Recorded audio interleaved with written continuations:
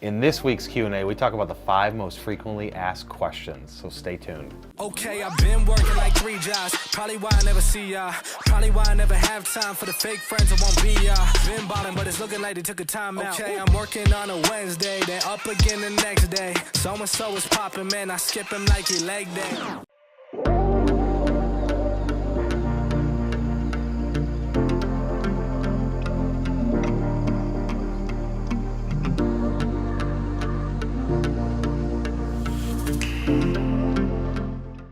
So before we get into the top 5 most frequently asked questions, got to get 2 things out of the way first. Number 1, last name is pronounced Milan, not Milan. Heard that my entire life. I'm not Italian. It is not Milan. Number 2, yes, we do have a TV show called #MakeCoolShitTV. Yes, we use the word shit. Please stop messaging me saying that that is vulgar language and that you don't appreciate it. I appreciate you letting me know your opinion on it, but at the end of the day, #MakeCoolShit is going to get more attention than #MakeCoolStuff, and that's the purpose of that show. So to get the youth, that's what we have to go after. I do not think it's vulgar language. No, I am not offended by it, but if you are, please keep those comments to yourself. You don't need to keep messaging me saying that you don't like it, so thank you. First question, what is the number 1 hurdle for manufacturing companies in marketing?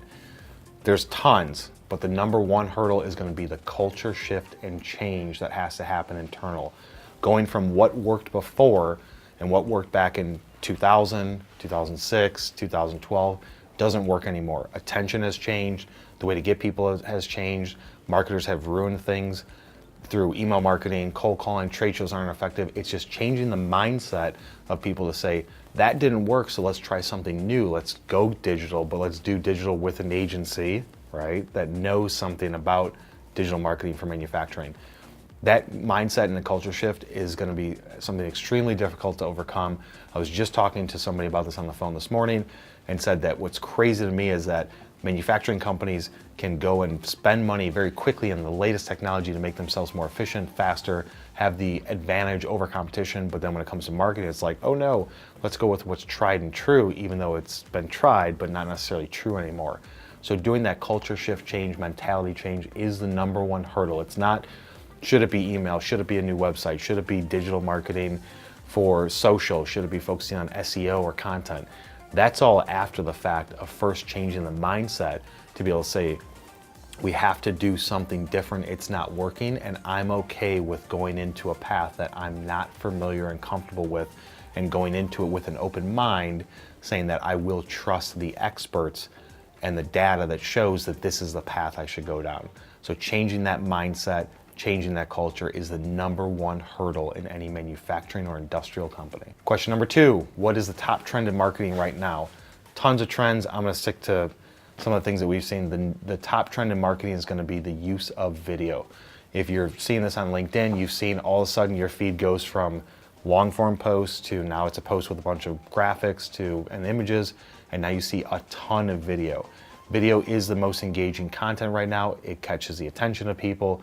People like watching it more than reading these days. It's showing up in the feed, it's interactive.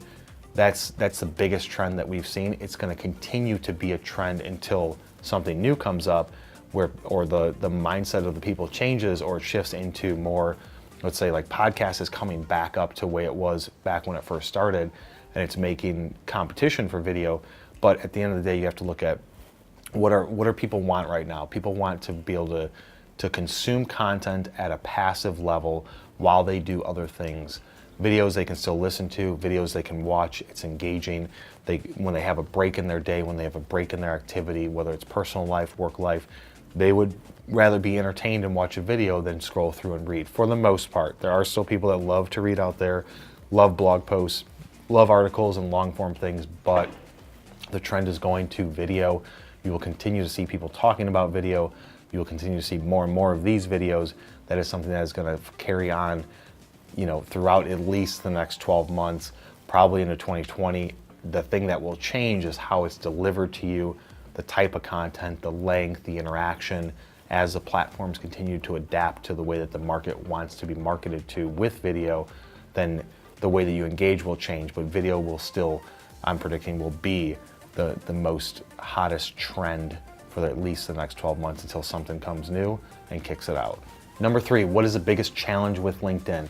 From a sales and marketing standpoint, the biggest challenge, and in general using LinkedIn, is going to be consistency with using the platform. People are on it, then they're off. They pay attention to it, then they don't. They use it to whatever they're self-serving trying to use it for. They don't engage with people. They're using it to whatever they want in the moment, and then don't use it and come back. And then maybe the algorithm has changed, maybe tactics have changed to start going and engaging back and forth with people. You have to be consistent with it. Use the platform. There's 2 ways to use it. Use it for personal level and just growing your network and engaging with people, and not just self-promoting like look at me, look at me. Read other people's stuff, watch other people's videos, comment on them, like them, share them, engage with the network. That's at the personal level, which can also be used for brand awareness for your own purposes, your own company, or if you're doing something in the future. The flip side of it is using it as a sales and marketing tool for brand awareness for whatever it is that you're doing. At the end of the day, you have to use it consistently. That's the biggest hurdle, is people don't have that muscle memory of doing it every single day. Try and change your routine. If this is not something that you've used a ton in the past, and you really want to use it to its fullest extent and its fullest capabilities, then you have to do it every single day. It's just like working out. If you want to lose weight or change your physique, then you have to do it every single day. Is going to be better than doing it once a week, once a month, or even twice a week. So same thing with using LinkedIn. The hurdle is change your mindset, which goes back to the first thing, the first question. Change your mindset and say, I want to use this every day to really understand it. Stop reading what other people talk about it. Stop watching videos and just having people tell you what they think about it. Get into the platform and use it. Make a routine to where maybe it's morning, noon, and night. Jump into it. Use it. When you're bored doing something, pull up LinkedIn instead of doing something else, whether it's Facebook or another social platform. But use it every single day. Change your mindset to say, I'm going to fully understand this platform, engage with people, build a network, community, push my brand out there, whatever it is, whatever your motive is. That's the challenge that you have to overcome, is don't use it once and then come back to it a month later. You got to use it consistently. All right, number 4, how long does it take to rank on the first page of Google? This is such a vague, frequently asked question. Everybody asks this question. And instead of just saying what I normally feel like saying, which is just it depends, because it's so much depends on so many different factors, giving you some more content to it. It depends on a couple of things. Number 1, what's the search volume? Something that's searched for 200 times a month versus 200,000, and how many people are trying to go after that. The competition level for you nerds out there like me, looking at a competition of, on a scale from 0 to 1, if it's like a 0.96 or a 1 competition, it's going to take you longer. Now, that's not to say that you couldn't get there in 9 to 24 months if it's a highly sought after competitive phrase.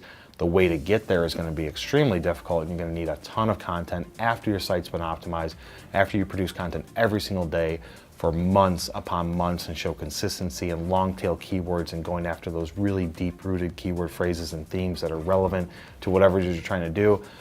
After you've done all that, then yes, you can get to the first position of Google. But the other thing that goes into it is your domain authority. How long has your website been out for? How many backlinks do you have?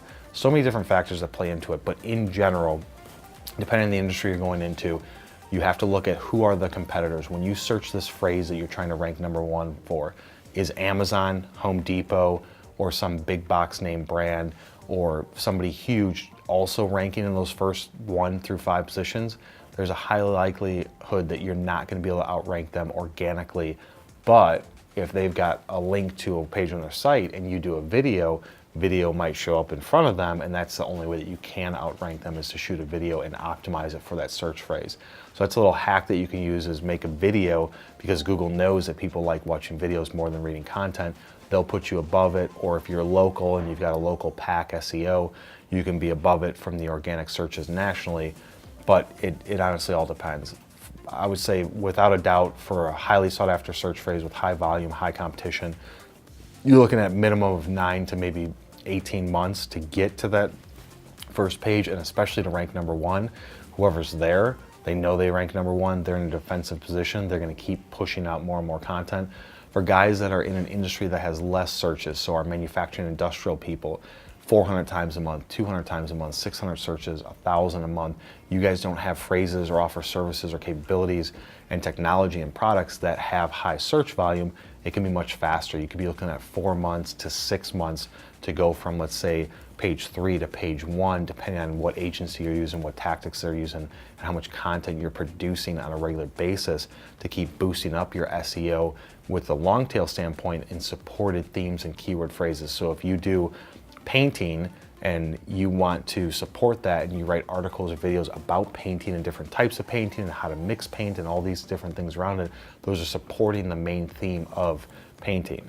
So look at it from that standpoint. Whatever it is that you do, service you offer, product you have, how can you support it with long keywords? It's called long tail keywords, which means it's 5, 6, 7, 8, 9, 10 different words. What content can you produce to that, whether it's a question or a statement that supports your main theme?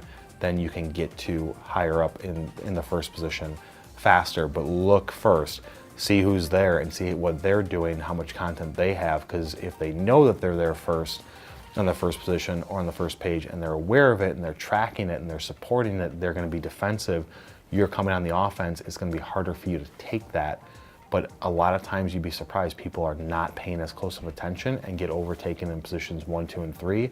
They don't even react to it. Before you know it, they get down to page 2, page 3, and then they're going to be fighting that uphill battle to take that back. So they have to start over again from a content standpoint, and they're going to lose their momentum. So look first at what phrases you think you would search. You need to try and use tools like through SEMrush or Moz or Google Keyword Planner, things like that. If you think that it should be, this is what people are searching, and then you go into one of these tools and you find out nobody's searching that phrase. And we've got a whole video about SEO basics that we can link above, where you go into, just start typing in Google and see the suggested searches, because what you think that somebody is searching may not necessarily be what people are searching if you don't have the tools to look at search volume. At a minimum level, start typing something into Google. Whatever shows up as suggested, those mean that those are high search volume phrases. High is relative, whether it's 200 a month or 2 million a month. That's not going to tell you that. It's just other search phrases that are frequently asked. Or at the bottom of the search results, way down at the bottom of the first page, it'll say searchers also searched or suggested other search phrases. Those are things that are commonly searched for. You don't know the volume, but you can at least know that this is how people are typing it into Google. So do their searching, do your figuring out what people are searching for, and then understand that it's going to take you some time. This is not something that happens overnight, and once you get there, now you have to defend it. The work is not done. You don't just get to the first position of Google, even on something that's only searched for 200 times a month, and just keep it forever, because people will come after it, and you have to keep producing that content to support it.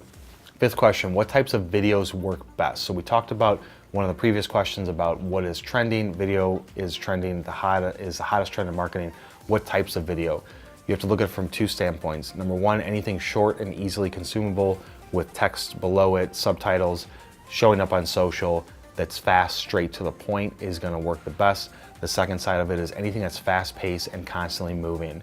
Corporate videos, boring music, people that are just talking, interview, and then ask somebody else, those types of videos, slow panning shots, those don't work as effective as things that are fast and a lot of motion. People want to be entertained when they're consuming these videos. This video is educational. It's okay for me to just be sitting here and giving you content, whether or not we put words on it or bullet points or things like that. It's educational for you. So that video fits what the type of mindset that you have. But if you're trying to get attention, I'm not going to put this video out there to get your attention. I'm going to put something different that's going to be short, 30 seconds, 45 seconds, 60 seconds, fast-paced music, fast transitions, words on the screen, a lot of action going on to keep the person's attention because the attention span has decreased. So everything about speed, everything about education, at the end of the day, the best videos that work, and the biggest tip is it has to provide value in some fashion, either entertainment value or education value, or preferably a combination of the two. If it's valuable and entertaining and the content is good, that is how you're going to hook somebody. Hopefully you guys got value out of those 5 most frequently asked questions. If you guys like that content and you got something out of it, hit that like button. If you guys have questions, leave them in the comments below, and we will see you next week. Hey. I can get them. I can get them. I can. You probably can't get them. I can get them.